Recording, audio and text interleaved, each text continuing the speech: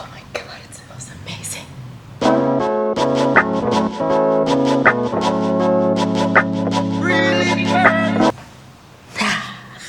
Now we're here. So I wanted to share some things I noticed about fruit culture here in Sao Paulo. Oh, yeah. Hi, my name is Alicia. Welcome back. And if you're new here, welcome. Here at Tree Local Herbs, where we talk about all things related to herbalism, but also my life here in Brazil, in Sao Paulo to be exact, and other parts, because I travel a lot around the country. And I have a studio here in Sao Paulo where I teach people about herbal medicine. Estou tentando lembrar as ervas que queria usar nessa sessão. So, okay. Mas and how to make remedies with plants, what's happening with botanicals, benefits from botanicals, and how to integrate herbalism and plants in your everyday living. So these are 3 things I learned about fruit after moving to Sao Paulo. The first one is people don't actually consume their fruit whole. So people drink fruit way more than they eat it. And I was surprised that everyone kept asking me, "Você quer suco? Você quer suco? Você quer suco?" I'm like, more juice? Like, okay, cool. And then the city doesn't always realize how incredible the fruit is because it's always in juice form. So Brazil has some of the most incredible fruit in the world. We're right next to the Amazon. We are surrounded by so much green, so much amazingness. I was floored. When I got here. I was super excited because a lot of these fruits, such as this custard apple, is just always available. It's always in season. But I would offer them to my Brazilian friends and they're like, I don't really want that. I'm like, how? It's here. It's amazing. It's delicious. Have you ever had this before? So in Portuguese, this is called piña. In Jamaica, we call this custard apple. And it's exactly like custard and apple, like the tanginess, the sweetness. I would cut into this one, but it's not ready yet. The same thing with the mangoes. Like, I think some places they consume this whole, but I often see it as a juice here. The same with guava, usually in pulpy form. Who knew? Then we have like jabuticaba. Jabuticaba is the coolest thing ever. My sister has a tree in her backyard at her house in Florida because we have the perfect climate for growing tropical fruits in that part of the US. And this little berry grows on the trunk of the tree. I'll share a photo on the side. And it's the coolest and prettiest thing ever. I absolutely love it. I'm just in awe every time. And it's equally delicious. Então, suco e vitaminas. You see how my voice changes? It's like this sultry, cool brasileira. Sao Paulo is a fast-moving city. The city is massive, huge city. Partially why I love it, because every neighborhood feels like its own little town. But there's not a lot of time to do much. People are always working around the clock. If you try to hang out with someone, that you met at a party or someone you meet at a shop, chances of you having a follow-up meeting with them beyond that point are slim to none. And it's nothing to take offensively. It's just that Brazilians in this part of Brazil are very, very busy people. It's you got to be a mover and a shaker in Sao Paulo. And if you can survive here, you can survive anywhere, just like they say about New York. But I think Sao Paulo is bigger. I'll double check that. But for that reason, that means that there isn't a lot of time to just slowly enjoy the fruit, cutting into it, eating it slowly at home, or at your desk, or out with friends. Brazilians aren't just trying to eat fruit with friends. They're out just trying to live their lives, enjoy their lives after work hours. Fruit is not necessarily top of mind, understandably so. They're getting their drinks and their beers, and they're going out to a little roda de samba, just doing a little dance here and there. There's some Brazilians that are like me, who are just eating the fruit whole. I realized that the reason why this feels so different to me particularly is because I'm of Jamaican heritage, but I grew up in the US. And in the US, we don't have such nice tropical fruits like we have here in Brazil because it's the US. It's like corn and potatoes. That's not nice. Hold on, let me think. Oranges, bananas, Caraca, I can't even remember which fruit grow in the U.S. Meu Deus do céu. Has it been that long? Oh my God. We don't have like such cool fruits in the US. But in Jamaica, there's a ton of tropical fruits. It's an island, right? Like we grow these things naturally based on the climate, based on the location. It's Jamaica, right? Like most parts of the Caribbean. And that was part of why I actually fell in love with Brazil. It was like, what? Like, you guys have custard apple here? How is that even possible? You guys have soursop here? How? All these questions, but just more consumption than anything else. I can't tell you how many times I've eaten a whole soursop by myself.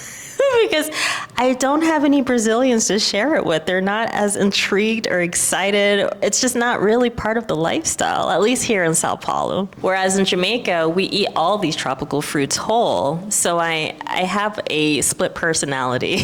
I've seen both sides of the coin, which is why I think it's so interesting to have the best of both worlds in a place like Brazil, where you can eat the fruit whole or you can have it in a juice form. But I prefer it whole because I'm Jamaican. And guava is so omnipresent here. It's everywhere at all times. It's strewn all over the sidewalk because we have a tree right outside of my studio.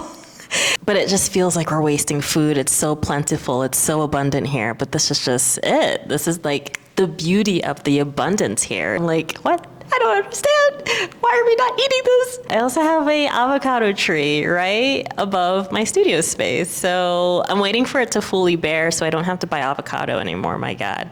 But I have eaten from the tree once and it was delicious. It's kind of like going to Spain and seeing Sevilla oranges everywhere, or going to Costa Rica and seeing bananas just grow freely all over the place. And I do remember, why am I holding the guava like this? And I do remember once some folks that I met in Costa Rica telling me that someone could never grow hungry here because the fruit was so plentiful. It's very much the case here in Brazil. Even a concrete jungle like São Paulo. It's really a magical paradise of fruit here all over the country. I am obsessed. The US doesn't have such tropical fruits because it's not a tropical place. We import a lot of our stuff from Latin America, for example, and you got to move quickly because the maturation process, the ripening process of the fruit is happening in transit to the US.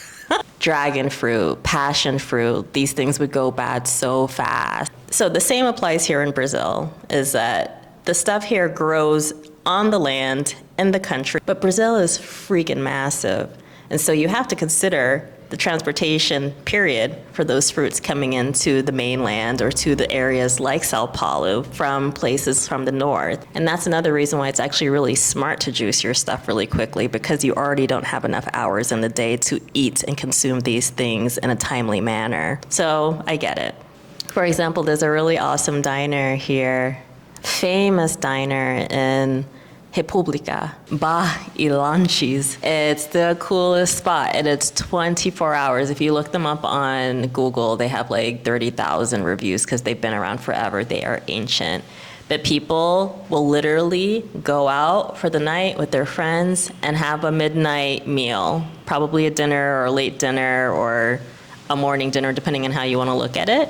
And they'll have a glass of suco to go with that, right? So if you're going about your day, you're doing the things, you're partying, you're working, you're with your family, there's just not enough time. And Brazilians here are drinking their suco on the go. Some people confuse fruits that I'm buying at checkout. They're like, what is this? O que é isso? They're just like, what are we purchasing today? There's a bit of a fruit identity crisis here in Brazil, at least in Sao Paulo. I've been in the checkout line where, there's a little bit of confusion around what I'm purchasing.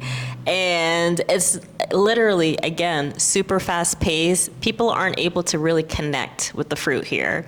They don't have the time to, so they don't actually know what it is I'm purchasing. There was a very funny moment where I brought soursop to the checkout line. And when it was my turn to check out, the attendant didn't actually know what I was purchasing. My Portuguese was bem fraco. I didn't know how to describe this thing. All I knew is that we call it soursop in Jamaica. I might have tried to say soursop, but when she was asking her colleague what it was, she's like, verde e grande. That's what I remember. It's like big and green. And so I tried to quickly find it in my phone, found the name graviola, shared it with the attendant. She's like, oh, okay. Obrigada, moça. And then we went on about our day. But these moments are not the first. The same happened when I was purchasing this little guy. At checkout, she wasn't sure what it was, and I knew that some places call it piña. I also know it's fruta de conde and ata. Either of those three will work. I usually default to piña. I think it's a cuter name. So these are the moments, right? It's just, you just gotta know. This is also why I say learn the language, especially when it comes to food and consumption. I mean, because that's kind of like a means of survival, right? Just being able to order food, order sustenance in a foreign language, which is actually, I think, one of the cooler parts of learning a foreign language. That's just me. And then we have little guys like acerola. Like usually I see this in juice form or as part of some kind of dessert dish. Como comer acerola. A forma mais popular é o suco batido com água. See? I told you, this is usually the way. I was right. They make it as a little shake with water. E opcionalmente coado, so you can also strain it. So acerola is super high in vitamin C. I eat these like nothing. They're so good. It's kind of like my version of the North American cherries. Also, we have a version of, I don't know, it reminds me so much of the cherries that grow in Jamaica from the cherry trees out there. Very tart, very high in vitamin C. It's kind of seen as like a superfood in the US because we love the stuff because it's very exotic, right? And also comes with a tremendous amount of benefits, health benefits. I was thinking maybe it probably is consumed as a juice form because it's like very fibery, like very chewy seeds, and I don't imagine this is fun to eat because it's time consuming. But it makes sense because like I think the seed is chewy enough to go through the blending process in a blender. So it's pretty quick and simple in that form or in that fashion. So last discovery is, yes, we're not eating the fruit whole here. But there's a reason for that. We talked about the fast-paced environment here. But there's actually a very good reason why fruit should be consumed whole. It's not just because you should take your time with the food, which you should, or it's more delicious with the fiber, which it is, or it's a personal thing of mine, which it is as well. But there is a benefit to this. Basically, fruit has a lot of sugar content. Fiber within the fruit, which is the fleshy parts, whatever gives the fruit itself structure, that actually provides a barrier between the sugar content and how much sugar hits your bloodstream at once at any given point. When we remove the process of mastication, aka chewing your food, we actually just consume the fruit straight as it is in pulp form or in juice form. And that actually creates the sugar crashes because we don't have the barrier anymore of the fiber because that's eaten up by the blending process or the juicing process. So that's why you get really tired after a meal because you had that much sugar maybe at the end of something pretty heavy where your body's already doing the processing of a steak meal.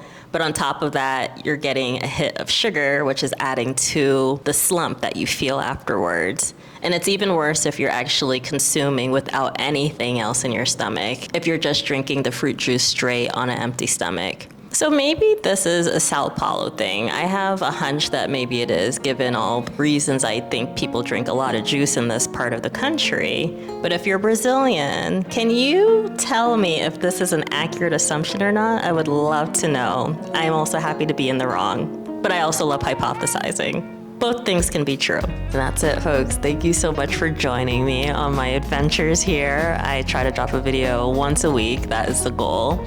Talking about my experiences here in Brazil, my herbal studio, my life, my work, all the things. If you have any comments, please leave them in the comment section below. Follow, like, share, all the good things. I would love for people to keep joining this network of Brazilians and Jamaicans and people from all over the world. But until then, até já. I still don't have a cool ending. Like, that was my homework assignment from the last video. I'll get to it. Ciao, ciao.